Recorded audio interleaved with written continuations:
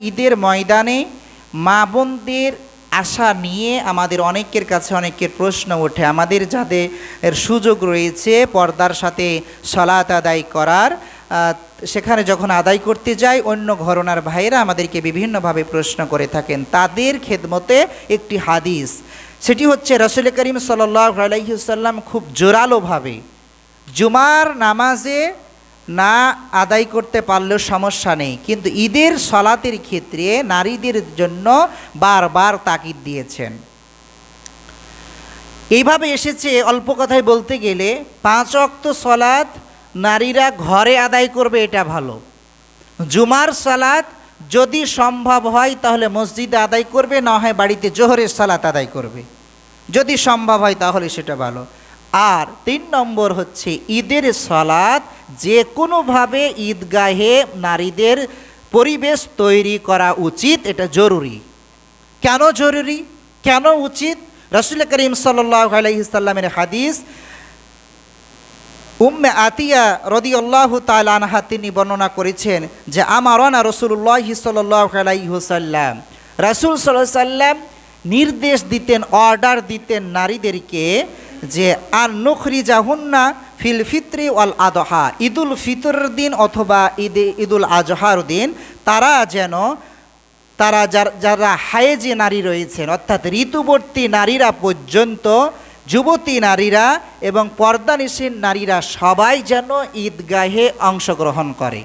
এখন প্রশ্ন যে ঋতুবর্তী নারীদের জন্য তো সালাত আদায় নিষেধ, রাসূল সাল্লাল্লাহু আলাইহি ওয়াসাল্লাম হাদিসের মধ্যেই বলে দিয়েছেন স্পষ্ট করে, ফাআম্মাল হুইয়াদু ফায়াতাজিলহুন্নাস সালাহ, তারা সালাতে অংশগ্রহণ করবে না। ঋতুবর্তী নারীরা ঈদের সালাতে অংশগ্রহণ করবে না, কিন্তু এক পাশে সাইডে তারা থাকবে। ওয়াইয়াশহাদনা, আমাদেরকে নির্দেশ দেওয়া হতো ঈদের ময়দানের যে একটা আল্লাহর পক্ষ থেকে যে খয়ের কল্যাণ নাজিল হয়, এটা থেকে যেন নারীরা বঞ্চিত না হয়। এবং ওয়াদাওয়াতাল মুসলিমিন, মুসলমানদের যে খুতবার মধ্যে যে একটা বিশেষ দোয়া হয়, এই দোয়াতে যেন তারা অংশগ্রহণ করতে পারে।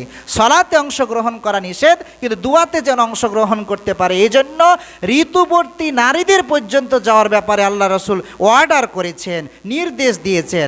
রাসূল সাল্লাল্লাহু আলাইহি ওয়াসাল্লামকে তখন জিজ্ঞেস করা হলো, উম্মে আতিয়া রাদিয়াল্লাহু তাআলা আনহা বর্ণনা করছেন, মহিলা সাহাবীরা জিজ্ঞেস করলেন, ইয়া রাসূলুল্লাহ ইহদানা লা ইয়াকুনা লাহা জিলবাব, আমাদের প্রত্যেকের তো বোরকা নেই, প্রত্যেকের তো হিজাব নেই যে আমরা ঈদের ময়দানে আসব। তখন রাসূল সাল্লাল্লাহু আলাইহি ওয়াসাল্লাম বলছেন, লিতুল বিসহা উখতুহা মিন জিলবাবিহা, যার জিলবাব মানে হচ্ছে পর্দা বা হিজাব, যার হিজাব নাই সেজন্য তার অন্য কোনো মুসলিম বোনের হিজাব হাওলাত করে ঈদগাহে আসে। তাহলে এটা দ্বারা বোঝা যায় যে যে কোনোভাবে আল্লাহ রাসূল তাগিদ দিয়েছেন, অর্ডার করেছেন, নির্দেশনা দিয়েছেন। এই জন্য যে সমস্ত ঈদগাহে ঈদের সালাত জামাতে মা বোনদের অংশগ্রহণ করার সুযোগ রয়েছে, অবশ্যই চেষ্টা করতে হবে তাদের অংশগ্রহণ করার। আর যদি অংশগ্রহণ করার সুযোগ না থাকে, পরিবেশ না থাকে, তাহলে দরকার নেই, কারণ এর চেয়ে পর্দা আরও বেশি ফরজ। যদি পরিবেশ না থাকে তাহলে দরকার নেই।